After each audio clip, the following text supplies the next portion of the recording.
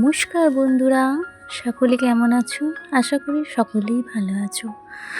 ভালো থাকো, সুস্থ থাকো এই কামনাই করি। আবারও তোমাদের কাছে কিন্তু ছোট্ট একটা ভিডিও নিয়ে চলে এলাম আমি পিউ।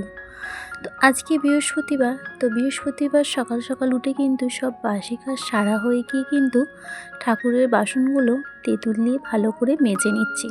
কারণ সপ্তাহে একবার করে আমি অন্তত ঠাকুরের বাসনগুলো সুন্দর করে মেজে নিই। আর মা লক্ষ্মীর ঘট হচ্ছে কোনোদিন বৃহস্পতিবার তুলতে নেই, তাই জন্যে বুধবার দিনকে তুলে কিন্তু মেজে রেখে দিয়েছিলাম। তারপরে দেখতে পেয়েছো সিঁদুরের ঠাকুর এঁকে কিন্তু ঘট বসিয়ে দিয়ে কিন্তু পুজোটাও কিন্তু সেরে নিচ্ছি। মা লক্ষ্মীর কৃপা পেতে কিন্তু আমি প্রত্যেক বৃহস্পতিবার কিন্তু এই রকমভাবেই কিন্তু পুজো করি ঘরেতে। তো তোমরা কে কীভাবে পুজো করো সেটা একটু জানিও। আর আমার যদি কোথাও ভুল ত্রুটি হয়ে থাকে একটু ক্ষমা করে দিও, কেমন? তো এখন তো ফুলের সিজন তো প্রায় শেষ হতেই যাচ্ছে। আর এই চেরি ফুলগুলো তো আমার ভীষণ ভালো লাগে, কিন্তু মানে কি বলবো, খুব একটা চেরি ফুল এবারে আমি দেখতে পাইনি, বেশিরভাগ গাঁদাটাই দেখতে পেয়েছি। তো আগের দিনে হচ্ছে রাত্রিবেলা ফুল এনে রাখা হয়েছিল, কারণ সকালবেলা তো এত সকালবেলা ফুল দিতে আসে না, অনেকটাই বেলায় দিতে আসে আমাদের এখানে। সেই কারণে ফুল দিয়ে সুন্দর করে দেখো সেবাও দিয়ে দিয়েছি। আমার গোপুসোনাকেও কিন্তু স্নান করিয়ে দিয়েছি, দিয়ে কিন্তু সেবা দিয়ে দিয়েছি। কারণ সময়ের সাথে সাথে কিন্তু আমার গোপুসোনাকেও কিন্তু স্নান করিয়ে দিই, বেলা করি না। যখন অসুবিধা থাকে তখন একটু বেলা হয়ে যায়, এই আর কি। তো যাই হোক, ওদিকে পুজো পাঠ সেরে এদিকে কিন্তু রান্নাঘরে চলে এসেছি রান্নার জন্যে।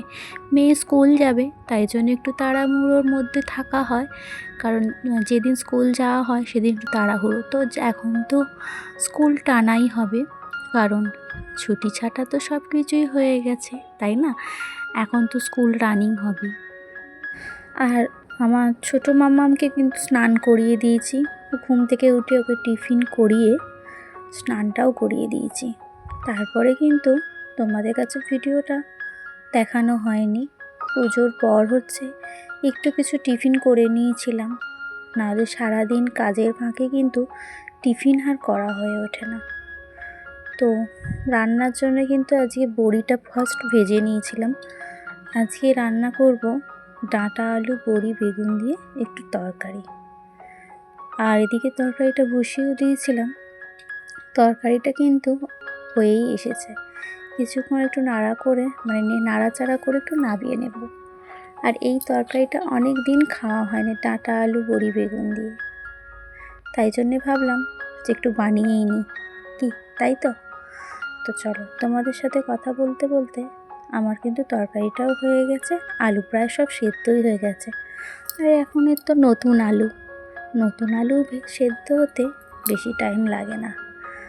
চলো তরকারিটা নামিয়ে নিয়ে এবার মাছটা ফ্রিজ থেকে বার করে কিন্তু জল দিয়ে রেখে দিয়েছিলাম, কারণ মাছ কেনা ছিল, আগের দিনে মাছ কেনা ছিল। মাছটা কেনা থাকলে একদিকে কি বলো তো, রান্না করতে একটু সুবিধাই হয়, আর কিছু না।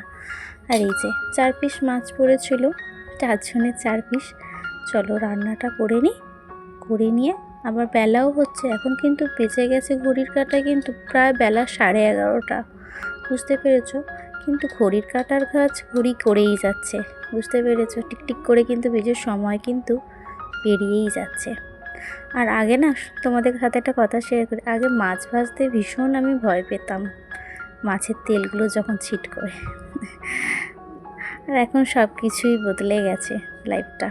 তো যাই হোক, এখন অনেকটা বেলা হয়ে গেছে, রান্না করে শেষ করে প্রায় লাঞ্চ নিয়েও কিন্তু চলে এসেছি। এটা হচ্ছে হিংচে আলু সেদ্ধ, আর হয়তো ডাঁটা আলু বড়ি দিয়ে তরকারি যেটা, আর মাছের ঝাল। তো এটাই ছিল। চলো লাঞ্চটা করে নিই, আবার মেয়ের আজকে নাচের ক্লাস আছে, লাঞ্চটা করে নিই, ছোটো মেয়েকে একটু ঘুম পাড়াবো, তারপরে আসছি। তো এদিকে তারপরে আর ভিডিওটা করা হয়নি, সন্ধে হয়ে গিয়েছিল। তো মেয়ে নাচের ক্লাস চলে গেছে, ওরা যে পাপা দিয়ে এসেছে, আর আমি ক্লাসে যাব, একটু গার্জেন মিটিং আছে, সেই কারণে যাব। আর সন্ধ্যেবেলা কিন্তু তার আগে হাজব্যান্ড মুদিখানা কিছু করাচ্ছিল, মাসকাবাড়ি, সেগুলোই করে নিয়ে চলে এসেছে। আর এই 4 প্যাকেট হলুদ এটা আমার চলেই যাবে, 3 প্যাকেট সর্ষের তেল এটাও আমার মাস চলে যাবে। আমি কি বলো তো, একটু বুঝে শুনে চেষ্টা করি সংসারটা একটু চালানো, কারণ একটা সংসার কিন্তু মানে একটা চলে একটা মেয়েরই হাতে, বুঝতে পেরেছ? তো যাই হোক, চলো। এই যে তারপরে কিন্তু ফাঁকেতে ক্লাসেতে আর ভিডিওটা করা হয়নি, একটুখানি শপিং মলে এসেছিলাম টুকটাক মেয়েদের জন্য একটু কিছু জিনিস কিনতে। তো এসে দেখছি মানে নেওয়ার কিছু ইচ্ছা ছিল, বাট কিনতে কিনতে অনেকটাই দেরি হয়ে যাচ্ছিল। তারপর ভাবলাম যেগুলো টুকটাক নিয়ে বেরিয়ে যাব। সংসারই বলতে গেলে আমি টুকটাক কিছু নিয়েছি। আর এই দিকে হচ্ছে ওর পাপা একটা জামা কিনছিল, সেটাই ট্রায়াল দিচ্ছিল। আর ওইদিকে দেখো ছোটো মাম্মাম ওখানে দরজা খুলে দেখছে, বলছে আমি কখন ট্রায়াল দেবো। তা এটাই জিজ্ঞাসা করছে। তো যাই, আমাদের এখানে কি বলো তো, অনেকগুলো শপিং মল হয়ে গেছে, বুঝতে পেরেছো?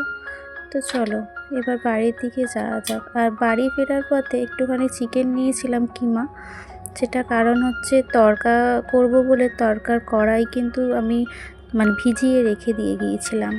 তারপরে আর ভিডিওটা না তোমাদের সাথে করা হয়নি রাস্তায়, কারণ অনেকটাই দেরি হয়ে গিয়েছিল। আর এই যে কড়াইটা সেদ্ধ বললাম না, সেদ্ধ করে রেখেছি, আর আলুও কিন্তু সেদ্ধ করাই ছিল।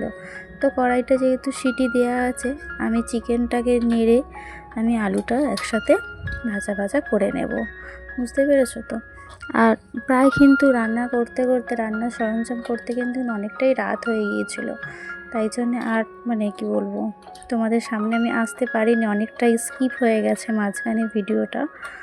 আর এই যে দেখো আমার কিন্তু অলরেডি রেডি হয়ে গেছে তড়কা, চিকেন তড়কা বলতে পারো, চিকেন কিমা দিয়ে যেটাকে বলে। এটা কিন্তু 5 মিশালি করা, এই তড়কাটা কিন্তু আমার মেয়ে খুবই পছন্দ খেতে। এর সাথে রাত্রিরে আমাদের যেহেতু ভাত খাওয়া হয় না, রুটি খাওয়া হয়, তো অসুবিধা হয় না কোনোটাই, কারণ রুটি খাওয়ানো একটু অভ্যাসও করিয়েছি মেয়েকে। কারণ রুটি না খাওয়ানো অভ্যাস করালে না ছোটো থেকে রুটিটা খেতেই চাইবে না। এসে কিন্তু আমি কোনো রকমে ফ্রেশ হয়ে কিন্তু রান্নার দিকে ঢুকে পড়েছি, কারণ রান্না না করলে অনেকটাই লেট হয়ে যাবে।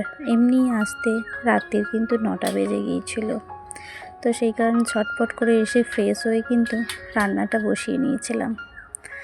যাই হোক, আমার এই ভিডিওটা তোমাদের কেমন লাগলো অবশ্যই কিন্তু একটু কমেন্ট করে জানিও। ভিডিওর যদি কোনো প্রকারে কোথাও একটু ভালো লেগে থাকে, লাইক কমেন্ট করতে কিন্তু ভুলো না। আজ তাহলে আসি, সকলে ভালো থেকো, টাটা সকলকে।